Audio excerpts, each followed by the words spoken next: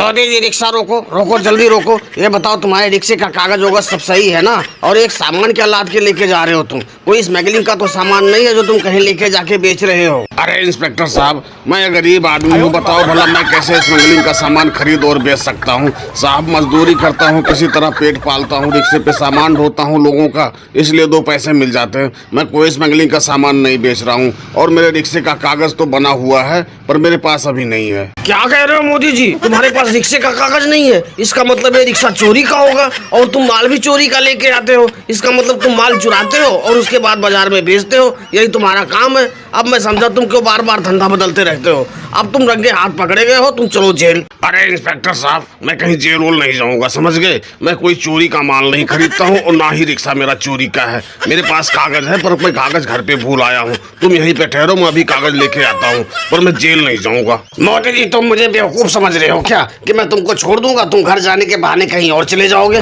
फिर मैं किसको पकड़ूंगा ये बताओ? और वैसे तुम्हें कागज घर पे क्यों छोड़ के आना था? अपने साथ रखते। अब तुम चलो पहले जेल, उसके बाद वहाँ से कागज मंगाना। तुम यार वैसे ही चोर नजर आ रहे हो, तुम मुझको बेवकूफ समझ रहे हो। अरे इंस्पेक्टर साहब यार यकीन करो, मेरे शर्ट में कागज है। मैं सुबह तैयार हो रहा था, शर्ट में जल्दी भूल गया घर पे, उसी में कागज पड़ा हुआ है। अब देखो मैं सिर्फ बनियान और लुंगी में हूँ, शर्ट होता तो उसमें कागज पड़ा हुआ था। थोड़ा यकीन तो करो, यकीन करना सीखो इंस्पेक्टर साहब, ऐसे किसी के ऊपर इल्जाम मत लगाया करो। अच्छा चलो मैंने मान लिया कि तुम्हारा कागज तुम्हारे शर्ट में घर पे भूल गए, पर ये मत कह देना कि इस माल का कागज नहीं है। चलो इस माल का कागज ही दिखा दो, अगर जो तुम सच्चे हो तो माल का कागज दिखाओ और नहीं तो चलो जेल। अरे इंस्पेक्टर साहब, भला मैं माल का कागज कहाँ से दिखाऊंगा? मैं माल थोड़ी ना खरीदता बेचता हूँ, मैं तो सिर्फ माल ढोता हूँ। माल जो इसका कागज तुम्हें देखना है तो दुकानदार के पास जाओ, वो तुम्हें कागज दिखाएगा। बड़े अजीब आदमी हो यार, तुम तो हर वक्त फंसाने में लगे रहते हो। अच्छा इसका मतलब अब तुम्हारे पास माल का भी कागज नहीं है। जब तुम्हारे पास माल का कागज नहीं है तो तुम माल लाद कैसे लिए?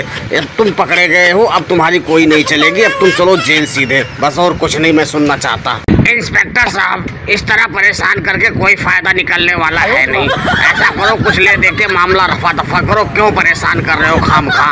अरे मोदी जी मैं इतनी देर से तुमको क्या समझा रहा था पर तुम समझ ही नहीं रहे थे। चलो अब समझ गए हो तो लाओ 1000 रुपए और जाओ, तुम भी जाओ और मैं भी जाऊँ। वैसे इंस्पेक्टर साहब 1000 रुपए ज्यादा हैं, पर लो 1000 रुपए तुम रख लो और मेरी जान छोड़ो। दोस्तों वीडियो पसंद आई हो तो वीडियो को लाइक और सब्सक्राइब करना ना भूलें।